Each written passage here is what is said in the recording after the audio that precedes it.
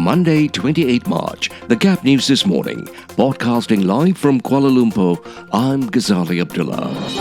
Good morning. First, the headlines. Government has not sold MySejahtera to private firm, says KJ. Penang cops in 1807 uniform draws curious looks from tourists. 2 million youths to get 150 ringgit in e-wallet scheme. Ukraine ready to discuss neutral status, says Zelensky. Second black box of crashed China Eastern plane recovered, state media says.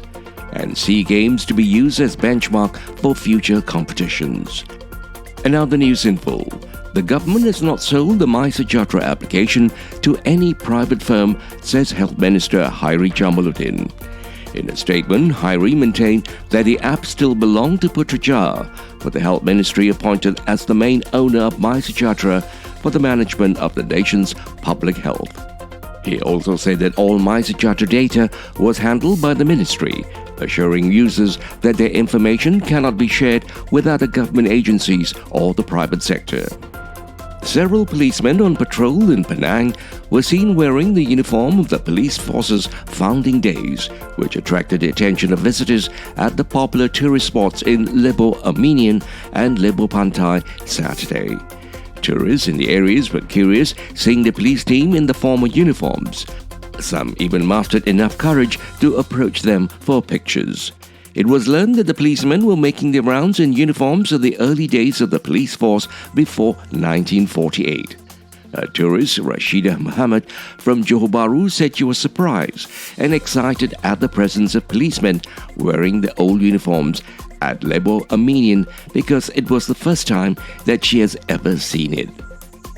Over 2 million youths will benefit from the soon-to-be-launched 300 million ringgit e-Pemula program, says Finance Minister Tunku Zarful Aziz. e-Pemula is a cashless transaction scheme for youths aged between 18 and 20, as well as full-time students in higher learning institutions, where 150 ringgit will be credited on a one-off basis into their e-wallets.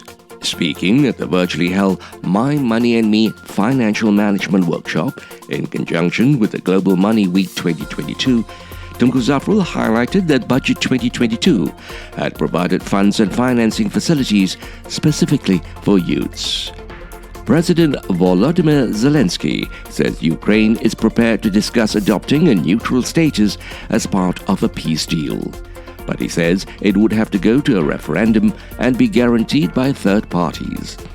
His comments come from an interview with independent Russian journalists, prompting a warning from the state media regulator in Moscow.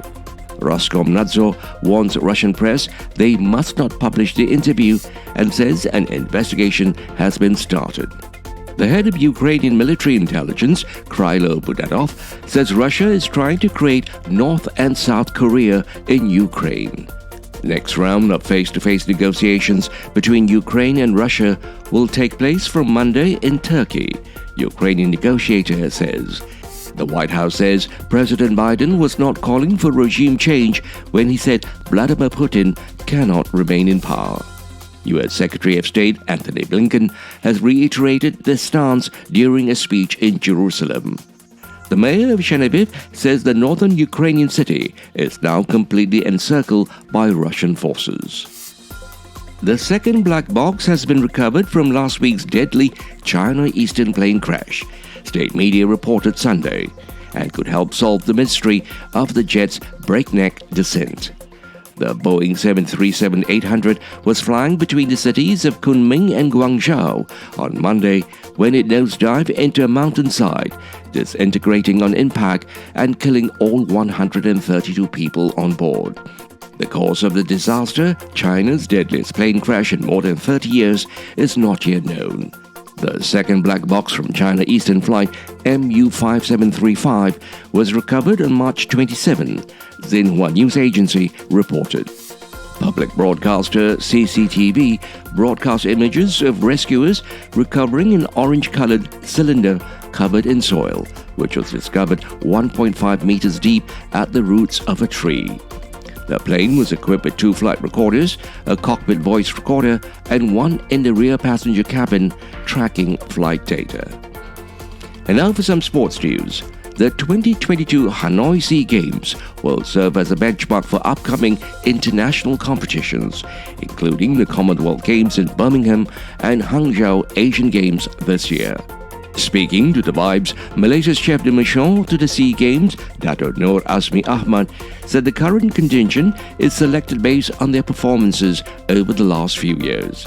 Their key performance indicator, KPI, is based on their performances in 2019, 2020 and 2021. However, in those years, we did not have any major competitions and not all the athletes had the opportunity to compete on an international stage, he said.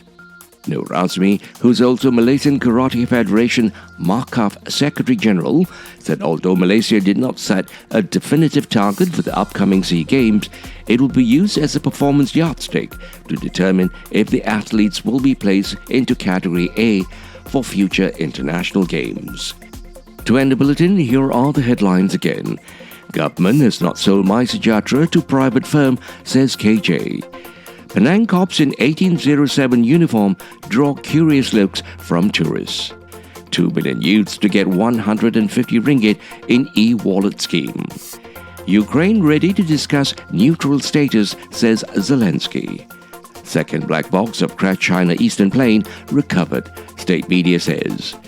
And SEA Games to be used as benchmark for future competitions. This has been the Gap News this morning, Monday, 28 March, with reports from Free Malaysia Today, The Vibes and the BBC World Service. The Gap News is also available on the internet news portal Melaka Hari Ini. We hope you found the bulletin informative. We certainly welcome hearing from you. If you do have the opportunity, please do write in. We would certainly love to hear from you. Podcasting live from Kuala Lumpur, I'm Ghazali Abdullah.